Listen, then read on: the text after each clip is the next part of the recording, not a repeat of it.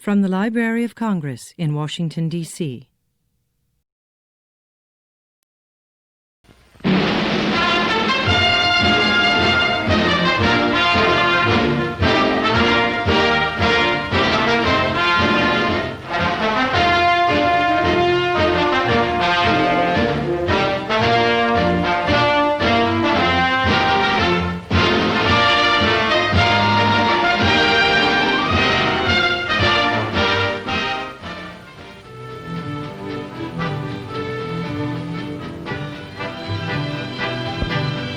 This is the story of centralized traffic control, an amazing electrical development in modern railroading. Here we have a passenger train speeding westward toward the Pacific coast. And here's an eastbound freight headed for Chicago on the same track. Miles away, the dispatcher can tell at a glance just what is happening. The high-precision equipment in front of him advises him of the exact location of every train in his division, and he may be controlling operation for as much as 250 miles. His job right now is to get those two trains past each other by using a siding. He sets switches and pushes buttons. And miles away, a switch opens. A signal light changes. The eastbound freight pulling 100 or more cars at high speed. The watchful engineer spots the warning signal. Speed is reduced. And as he passes the signal, his new position is recorded in the dispatcher's office. The freight takes the siding and moves along at reduced speed. The signals are ready to be reset, now that the freight is clear of the main line. With a twist of a lever, the dispatcher notifies the speeding passenger train that the track is clear. And here it comes at 80 miles an hour.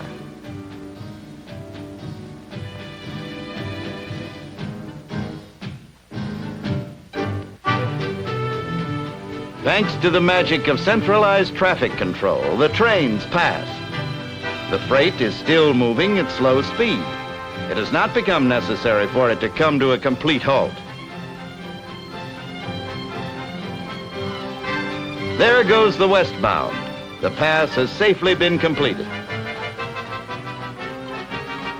Now let's take care of the freight. He gets the signal. It's resume speed. And there goes the freight, back on the main line, eastbound to Chicago. That's centralized traffic control. One man controls traffic on a whole division of a railroad.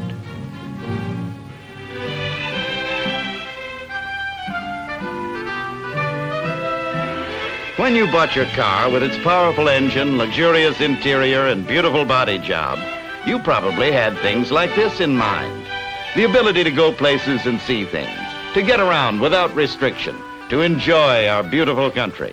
But if you drive in our congested cities, you're apt to find yourself in a situation like this. You know, some 50 years ago, an automobile was developed which would go 10 miles an hour. And today, half a century later, that's what some of us are doing, 10 miles an hour. And the parking situation. Do I need to tell you?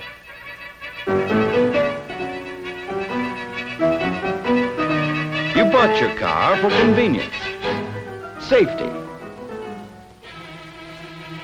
and pleasure. And this is what you're getting.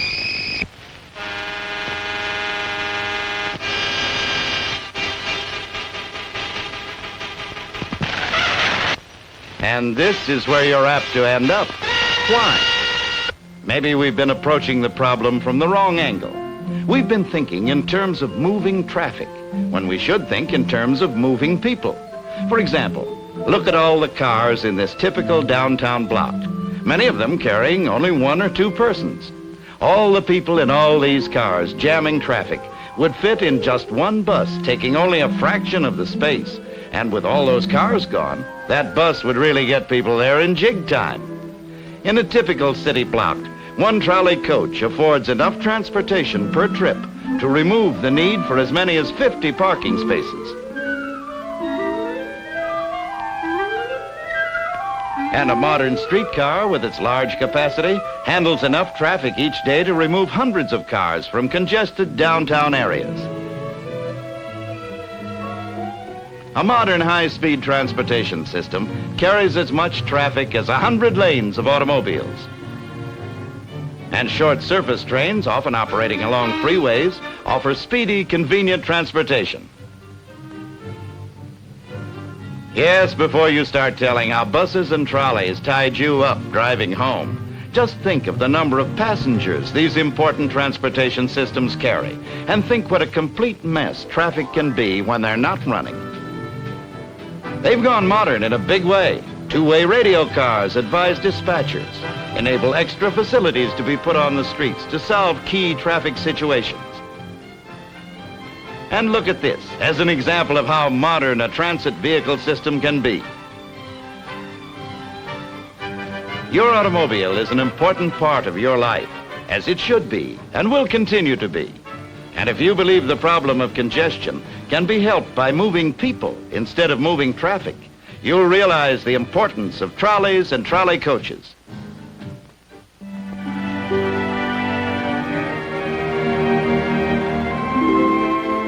We Americans are regarded as busy, progressive people. And maybe one of the reasons we get as much done as we do is because we know how to relax, how to take time off from daily problems and just plain have fun. For instance, each year, many of us in all sections of the country find sport and relaxation in just fishing. It's hard to describe the thrill of working that reel, knowing you've got a fighting beauty on the other end of the line, and that if you handle your rod right, you've got yourself another fish. Yep, it's hard to describe the thrill, but it's there. Just look at the size of that baby. They always taste better this way, cooked out in the open. There's a real man's meal. Sometimes the neighbors are shy, and sometimes they're as bold as brass. Fishing places run all the way from wilderness to spots where you have to drop your hook after the neighborhood kids go home.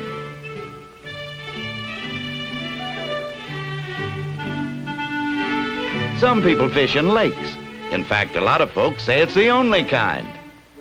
One thing about it, you can get to your favorite fishing spot in a hurry. And some people fix it so they can fish almost off the front porch. Fishing in the ocean is still another kind of fishing. And probably one of the greatest friendly arguments of all times goes on between freshwater fishermen and those who go in for the big ones from the briny deep. But the idea is the same: relaxation away from the cares of the world, pleasant companionship, and the thrill of catching that big one. It's a great sport, no matter where you go. You can have the time of your life just fishing.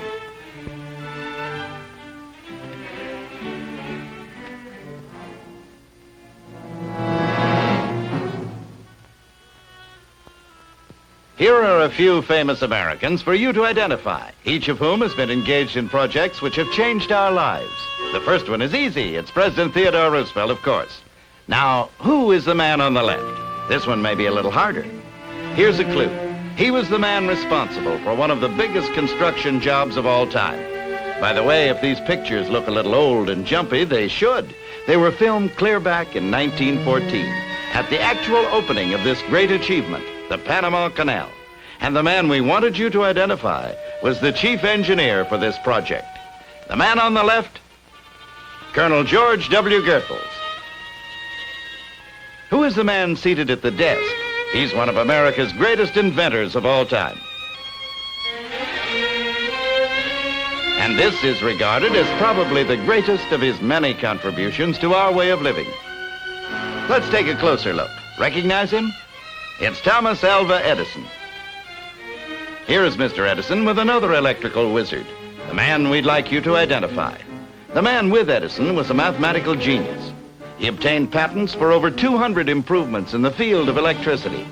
He was known as the father of alternating current. He is Charles P. Steinmetz. Now, who is this man? He was a general in spite of that collegiate coonskin coat. He was one of our country's earliest believers in air power, and caused a considerable furor when he demonstrated a thing like this could happen.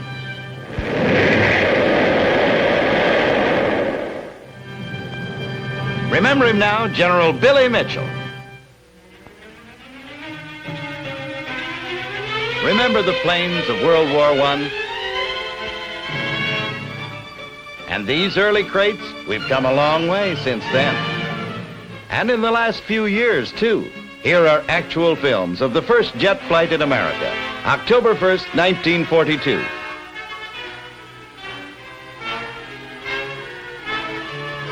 People have been experimenting with jet propulsion for a long time, and not always for planes.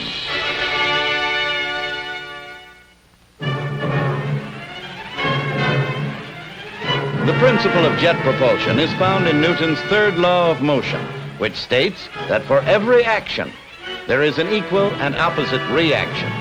For example, an ordinary rotary lawn sprinkler turns because of the reaction of the arms and the action of the jet of water. It does not turn because the water squirted out pushes against the air. It would spin just as well in a vacuum. Similarly, a jet plane flies because of the reaction to the jet, not because the jet pushes against the air behind it. The engine itself, with modern developments, consists of two rotating elements: the compressor and the turbine, which are both mounted on a single rotating shaft. Air is drawn in, compressed, and packed into the firing chambers where the fuel is injected. The constantly burning fuel tremendously increases the energy of the enclosed gases which rush through the turbine and out. The turbine, operating like a windmill, supplies the power to spin the compressor. The expanding gases, pushing their way out the rear at about 1,200 miles per hour, give the plane its forward thrust. This is the heart of the jet engine, the turbine wheel, the most tortured piece of metal in the world. It must not twist in the superheated gases. It must not corrode. It must not tear itself apart at 8,000 revolutions a minute. The turbine wheel, running red hot, is just a few feet away from the compressor, sucking in air that may be 65 degrees below zero. This turbine wheel is an outstanding example of design and craftsmanship. Jet propulsion changed the whole outlook of the aviation industry. Of course, many developments have been made in jet engines. Each new model is more powerful and more efficient than the last one. In one 6-month period, 3 designs were okayed, each more powerful than the preceding one. The last of these is no larger than the first, yet delivers so much more thrust that it is not even in the same class. America's scientists and engineers and metallurgists went to work, and thanks to them, our country is rapidly achieving a degree of jet supremacy which may well play an important part in our lives in the future.